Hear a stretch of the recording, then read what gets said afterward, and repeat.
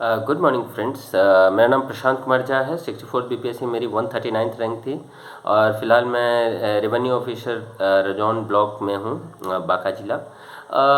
हम लोग जो प्रीवियस वीडियोस में मैंने आप लोगों को इम्पोर्टेंट क्वेश्चंस या इम्पोर्टेंट टॉपिक्स आइडेंटिफाई करके बताया था, वो पॉलिटी की हो या इकोनॉमी प्लस ज्योग्राफी जो सेक्शन है उसकी हो, या इसमें साइंस एंड टेक्नोलॉजी की हो, या पेपर 1 में सेक्शन 2 जो है करंट अफेयर उसकी हो।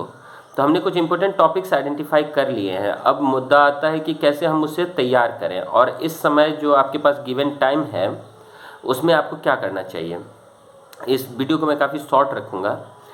देखिए, सबसे इम्पोर्टेंट आप करना क्या है कि जो भी टॉपिक्स हमने बताया है वो या तो करंट हो या साइंस एंड टेक्नोलॉजी हो, आजकल इंटरनेट का सबसे ज़्यादा इस्तेमाल कीजिए।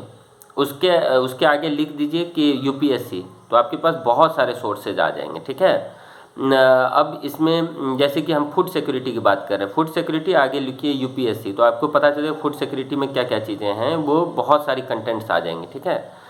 तो एक बुक से आपकी उतनी हॉलिस्टिक तैयारी नहीं होगी, तो अभी जो है टॉपिक्स आइडेंटिफाई करके हमें इंटरनेट का बहुत ज़्यादा हेल्प लेना चाहिए। ठीक है।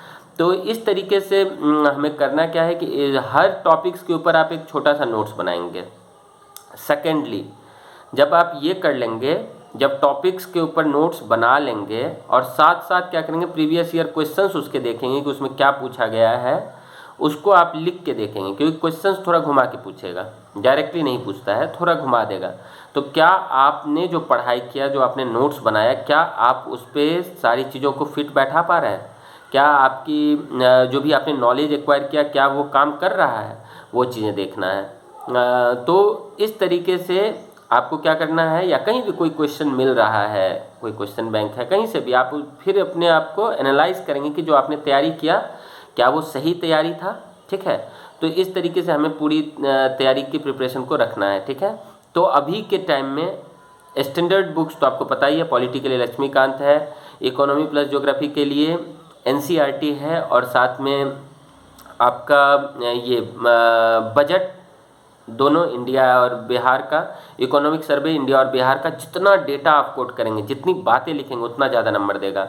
ठीक है। उसके बाद साइंस एंड टेक्नोलॉजी इन्वायरमेंट में आपको पता है कि टॉपिक्स को गूगल कीजिए बढ़िया से, क्योंकि उसकी कोई स्टैंडर्ड बुक तो है नहीं।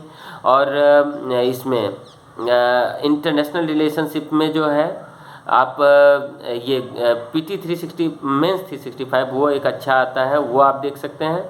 साथ ही आप उसको लिखिए, और एक संसद टीवी पे मुद्दा करके आता है, वो भी वहाँ भी टाइप कीजिएगा, तो उस पर जो भी टॉपिक्स हैं वो आपको आ जाएंगे। ठीक है। Important topics. तो इस तरीके से वेरियस सोर्सेज से अपने कंटेंट को तैयार कीजिए।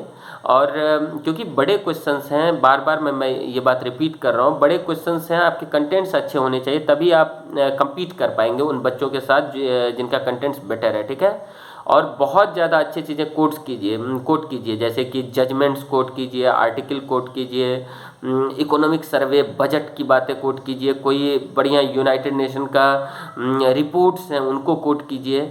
कहीं ना कहीं हर जगह जो है कुछ ना कुछ ऐसा आप कोट कर सकते हैं जो कि बेटर उसे बना सकता है। ठीक है। तो यही क्योंकि ये वीडियो मैं शॉर्ट रखूँगा, तो फटाफट आप लोग जो है सारे वो बना लीजिए नोट्स, और फिर लिख के देखिए कि गिवन टाइम पीरियड में आप उसे लिख पा रहे हैं कि नहीं, डिमांड ऑफ द क्वेश्चन को समझ पा रहे हैं कि नहीं। ये खुद ही एनालाइज आप कर सकते हैं, किसी कोचिंग की आवश्यकता नहीं होती है। आपको एनालिसिस हो जाएगा कि हाँ, इस पे मैंने सेटिस्फैक्ट्री लिखा है या नहीं लिखा है। ठीक है। और अभी हाई टाइम है आपके राइटिंग प्रैक्टिस का, लिखने का, नोट्स बनाने का। और नोट्स अपना रखिए, इसलिए क्योंकि जब आप नोट्स बनाते हैं तो 360 डिग्री एनालिसिस होती है, और किसी का नोट्स पढ़ते हैं तो वो बहुत ही लिमिटेड एनालिसिस होती है। आप कहेंगे टाइम कम है, टाइम कम है तो एक दिन में 20-20 टॉपिक आप कर सकते हैं, कोई बहुत बड़ा टॉपिक्स नहीं है। थोड़ा थोड़ा लिखिए, मतलब बहुत ज़्यादा नहीं लिखना है एक बार में कि सारा एक ही दिन में नहीं। एक पेज आज लिखे या आधा पेज उस टॉपिक के ऊपर लिखे, कल भी लिख सकते हैं ना। तो आप सारे टॉपिक्स को पहले कवर कीजिए थोड़ा थोड़ा, फिर उसके बाद ऐड ऑन कीजिए। ठीक है। ये टेक्निक होता है जिससे कि आपके सारे डायमेंशंस कवर हो, सारी बातें कवर हो। ठीक है। तो ऑल द बेस्ट। और इस बार जो भी 67 बीपीएससी, उसमें जो भी एस्पिरेंट्स का प्रीलिम्स क्वालिफाई कर रहे हैं, उनके लिए बहुत अच्छा मौका है। बहुत ज़्यादा सीट है सीनियर डिप्टी कलेक्टर का भी, अच्छे सीट्स ज़्यादा है तो पूरा जोर लगा दीजिए इस बार। All the best.